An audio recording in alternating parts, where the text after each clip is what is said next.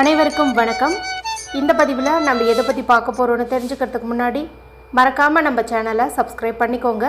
கூடவே பெல் பட்டனையும் கிளிக் பண்ணிவிட்டு ஆளுங்கிற ஆப்ஷனை கொடுத்துட்டிங்கன்னா நான் போடுற வீடியோக்கள் எல்லாமே மிஸ் ஆகாமல் நோட்டிஃபிகேஷனில் வந்துடும். இந்த பதிவு ரொம்ப ரொம்ப முக்கியமான பதிவு அப்படின்னே சொல்லலாங்க. எதை பற்றிய பதிவு அப்படின்னு பார்த்தீங்கன்னா, நாளைய நாள் ரொம்ப ரொம்ப சக்தி வாய்ந்த மிக மிக விசேஷம் பொருந்திய ஒரு நாளாகவே இருக்குது அப்படின்னு சொல்லலாங்க. நாளைக்கு அப்படி என்ன சிறப்பு இருக்குது அப்படின்னு பார்த்தீங்கன்னா, நாளைக்கு ஏப்ரல் மாதத்தின் 16ஆம் தேதி சித்திரை மாதத்தின் 3ஆம் தேதி நிறைஞ்ச புதன்கிழமை. இந்த புதன்கிழமை அப்படிங்கிறதே சிறப்பு வாய்ந்த ஒரு நாள் தான். எந்த ஒரு சுபகாரியத்தையோ துளி கூட யோசிக்காமல் அற்புதமாக செய்யக்கூடிய ஒரு நாள்னு பார்க்கும்போது இந்த புதன்கிழமை சொல்லலாம். மேலும் பொன் கிடைச்சாலும் புதன் கிடைக்காது அப்படிங்கிற பழமொழியை இந்த புதன்கிழமையோடு வச்சு தான் சொல்லுவாங்க.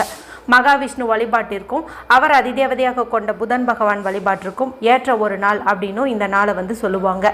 இந்த நாளை மேலும் விசேஷம் சேர்க்கும் விதமாக நாளைக்கு நமக்கு சித்திரை மாதத்திற்குண்டான தேய்பிறை சதுர்த்தியான சங்கடகர சதுர்த்தியானது இருக்குதுங்க. மாதத்தில் 2 முறை இந்த சதுர்த்தி திதி வரும். வளர்பிறை சதுர்த்தி, தேய்பிறை சதுர்த்தி அப்படின்ட்டு. அதில் வளர்பிறையில் கூடிய சதுர்த்தி அப்படிங்கிறது நம்ம வளமான வாழ்க்கைக்கு தேவையானது எல்லாம் விநாயக பெருமானிடம் கேட்டு பெற வேண்டிய ஒரு நாள் அப்படின்னு சொல்லலாம். அதே போல் தேய்பிறையில் வரக்கூடிய இந்த சதுர்த்தி திதியை நம்ம சங்கடகர சதுர்த்தி அப்படின்னு சொல்லுவோம். நம்ம வாழ்க்கையில் இருக்கக்கூடிய தீராத கஷ்டங்கள், கடன்கள், கவலைகள், நோய்கள் இது எல்லாமே நீங்கணும்னு சொல்லி நம்ம வேண்டிக்க வேண்டிய ஒரு நாள். இதில் என்ன பெரிய சிறப்பு இருக்குது அப்படின்னு பார்த்தீங்கன்னா, விநாயக பெருமான் அவதரித்த நாள் அப்படின்னு பார்க்கும்போது புதன்கிழமையை சொல்லலாம். அதே புதன்கிழமை அன்னைக்கு இந்த விநாயக பெருமானுக்கு உரிய சங்கடகர சதுர்த்தி வந்திருக்கிறது ரொம்ப ரொம்ப விசேஷம் அப்படின்னு சொல்லலாம். சக்தி வாய்ந்த இந்த நாளில் பணவரவுக்காக நான் சொல்லக்கூடிய இந்த எளிய தாந்திரிக பரிகாரத்தை நீங்கள் செய்வதன் மூலமாக அற்புதமான பணவரவு ஏற்படும். கடன் அப்படிங்கிற ஒரு பேச்சே இருக்காது. ஏன்னா எவ்வளவு பெரிய கடனாக இருந்தாலும் பணம் உங்களுக்கு அபரிமிதமாக சேருது அப்படிங்கும்போது அதை வச்சு நீங்கள் ஈஸியாகவே அடைச்சி முடிச்சிடலாம் இல்லையா? அதனால் இந்த பரிகாரத்தை நீங்கள் செய்யுங்க. கடன் பிரச்சனையிலேருந்து முற்றிலுமாக வெளியில் வாங்க. அதே போல் தீராத நோய் இருக்கிறவங்களும் உங்கள் பிரச்சனையிலேருந்து வெளிவருவதற்கான ஒரு எளிய மந்திரம் குறித்தும் சொல்லித்தரேன். அதை நீங்கள் சொல்லி உங்களுடைய பிரச்சனையிலேருந்து ஈஸியாகவே நீங்கள் வெளியில் வந்துடலாம். சரி, இப்போது இந்த பரிகாரத்தை எந்த நேரத்தில் செய்யணும், என்னென்ன பொருட்கள் தேவை, யாரெல்லாம் செய்யலாம் அப்படிங்கிறத பார்த்துடலாம். இப்போ முதல்ல தீராத கஷ்டங்கள், நோய்கள் இதெல்லாம் இருக்குது இல்லையா, அவங்க சொல்ல வேண்டிய ஒரு அற்புதமான மந்திரம் குறித்து பார்த்துடலாம். இது வழிபாடு சம்மந்தப்பட்ட விஷயம் அப்படிங்கிறதுனால சுத்தமாக இருக்கக்கூடிய பெண்கள் தான் செய்யணும். பீரியட்ஸாக இருந்தால் இந்த மந்திரத்தை நீங்கள் சொல்லக்கூடாது. வீட்டில் அசைவம் செஞ்சுருந்தீங்க, சாப்பிட்ருந்தீங்க அப்படின்னாலும் இந்த மந்திரத்தை நீங்கள் சொல்லக்கூடாது. குறிப்பாக அசைவம் செஞ்சுருந்தா கூட சொல்லலாம், சாப்பிட்ருந்தா இந்த மந்திரத்தை சொல்லக்கூடாது. எத்தனை முறை சொல்லணும் அப்படின்னு பார்த்தீங்கன்னா, குறைந்தபட்சம் 27 முறை, அதிகபட்சம் 108 முறை நீங்கள் இதை சொல்லலாம். எண்ணிக்கை கணக்குக்காக நீங்கள் கொண்டக்கடலை, பொட்டுக்கடலை, நிலக்கடலை இது மாதிரி ஏதாவது ஒன்று நீங்கள் பயன்படுத்திக்கலாம். சரி, அது என்ன மந்திரம்ட்டு நான் சொல்லி காட்டுறேன். ஸ்க்ரீன்லேயே கொடுக்குறேன். ஓம் கம் கௌம் கணபதையே விக்ன விநாசினே ஸ்வாகா. ஓம் கம் கௌம் கணபதையே விக்ன விநாசினே ஸ்வாகா. ஓம் கம் கௌம் கணபதையே விக்ன விநாசினே ஸ்வாகா. இதுதாங்க. இதை நீங்கள் சொல்லுங்கள். எப்போதுமே சங்கடகர சதுர்த்தி வழிபாடுங்கிறத நம்ம மாலை நேரத்தில் தான் வழிபாடு செய்யணும். அதனால் மாலை 6 மணிக்கு மேலே நீங்கள் வீட்டில் விநாயகர் பெருமான் படம் வச்சுருந்தீங்கன்னா அதை தூய்மைப்படுத்திட்டு 2 அருகம்புல் வச்சு ஏதாவது நிவேதனம் சுண்டக்கடலை இது மாதிரி ஏதாவது வச்சுட்டு இந்த விளக்கேற்றி வச்சு இந்த மந்திரத்தை நீங்கள் சொல்லுங்கள். நாங்கள் வீட்டில் வழிபாடு செய்ய மாட்டோம், கோவிலுக்கு போய் தான் வழிபாடு செய்வோம் அப்படின்னு நினச்சிங்கன்னா நீங்கள் கோவிலுக்கு அருகம்புல் வாங்கிட்டு போயிட்டு அங்கே சமர்ப்பணம் பண்ணிவிட்டு அங்கேயே ஒரு ஓரமாக உட்காந்து இந்த மந்திரத்தை நீங்கள் சொல்லிட்டு வாங்க. என்ன கோரிக்கைக்காக இது சொன்னீங்களோ அது கட்டாயம் நிறைவேறும். சரி, இப்போது எந்த 2 பொருள் கிடைச்சா நீங்கள் பேரதிர்ஷ்டசாலின்னு சொல்லி நான் தமிழில் போட்டிருந்தேங்கிறது நீங்கள் தெரிஞ்சுக்கோங்க. இப்போ நான் சொல்ல போகிற இந்த பரிகாரத்தை செய்யறதுக்கு எந்த ஒரு ரூல்ஸ் அண்ட் ரெஸ்ட்ரிக்ஷன்ஸுமே கிடையாது. அதனால் ஆண்கள் பெண்கள் யார் வேணுமானாலும் செய்யலாம். பெண்கள் இதை பீரியட்ஸ் டைமில் இந்த தாராளமாக செய்யலாம்.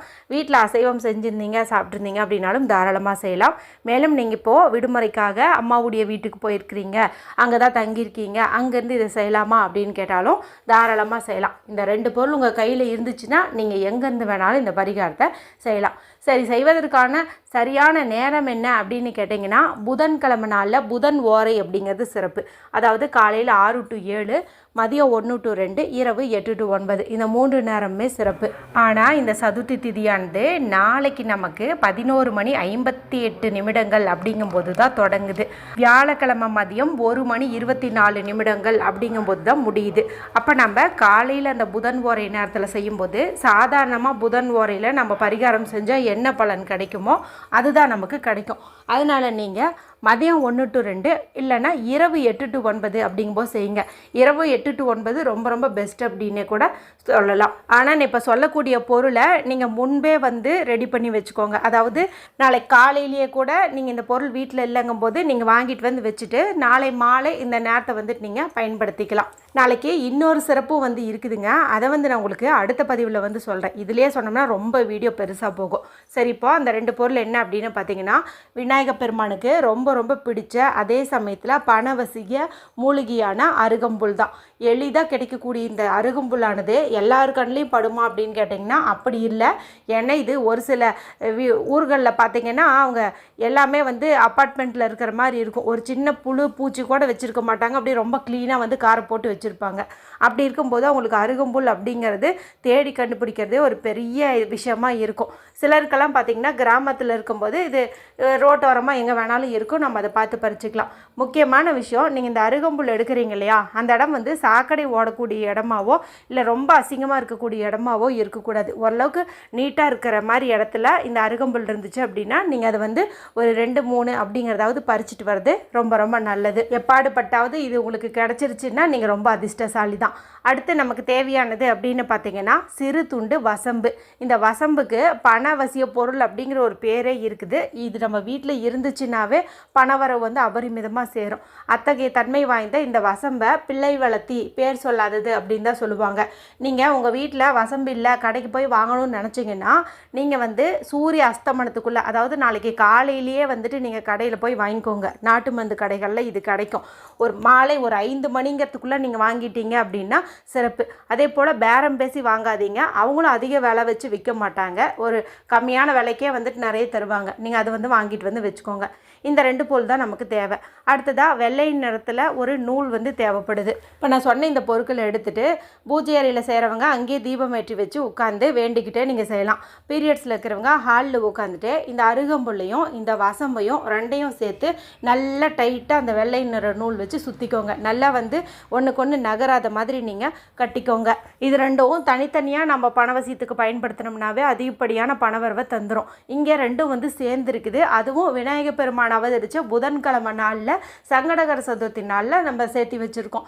அதனால் இதனுடைய பலன் அப்படிங்கிறது எப்பேற்பட்டதாக இருக்கும்னு நீங்களே கற்பனை பண்ணி பாருங்கள். இப்போ இதை உங்களுடைய 2 உள்ளங்கைக்கு நடுவுலையும் வச்சுட்டு மனதார விநாயகர் பெருமானை வேண்டிக்கோங்க. எங்களுக்கு நல்ல ஒரு செல்வ செழிப்பு உண்டாகணும், பண வரவு அதிகரிக்கணும் அப்படின்னு மனதார நீங்கள் வேண்டிக்கோங்க. வேண்டிட்டு இப்போ இதை நீங்கள் உங்களுடைய பர்ஸில் பணம் வைக்கக்கூடிய இடத்துல நீங்கள் வச்சுருங்க. இது மாதிரி ஒரு 2-3 கூட நீங்கள் ரெடி பண்ணி பர்ஸில் 1, ஹேண்ட்பேக்கில் 1, பீரோவில் 1ன்னு வச்சுக்கலாம். உங்கள் கணவருக்கு இது போல் பரிகாரங்களை நம்பிக்கை இருக்குது அப்படிங்கும்போது அவருடைய பர்ஸ்லேயும் வைக்கலாம். இது காஞ்சாலும் இதனுடைய சக்தி அப்படிங்கிறது துளி அளவும் குறையாது, நேர்மறையாற்றலோடு தான் இருக்கும். அதனால் நம்ம வச்சுக்கலாம். ரொம்ப இந்த அருகம்புல்ல காஞ்சி ஒன்றா உதிர்ந்துருச்சு அப்படிங்கிற சமயத்தில் இதை நீங்கள் எடுத்து ஓடுகின்ற நீர்நிலைகளில் விடுறதோ அல்லது ஏதாவது மரம் செடி கொடிக்கு அடியில் போடுறதோ பண்ணிக்கலாம். ஆனால் இதை நீங்கள் 3 மாதம் வரைக்கும் கூட தாராளமாக உங்களுடைய பர்ஸில் வச்சுக்கலாம். இதை வச்சு அடுத்த நாளே கூட உங்களுக்கு திடீர் பணவரவு ஏற்படுவதற்கு அதிக வாய்ப்பு உண்டு. ரொம்ப ரொம்ப சக்தி வாய்ந்த இந்த நாளில் சிம்பிளான இந்த பரிகாரத்தை செஞ்சு எல்லாருமே பலனடையுங்க. வீடியோ பிடிச்சிருந்தால் மற்றவங்களோட ஷேர் பண்ணுங்கள். ஏதாவது சந்தேகங்கள் இருந்ததுன்னா கமெண்ட் பண்ணுங்கள். மற்றும் ஒரு பயனுள்ள பதிவில் உங்களை சந்திக்கிறேன். நன்றி, வணக்கம்.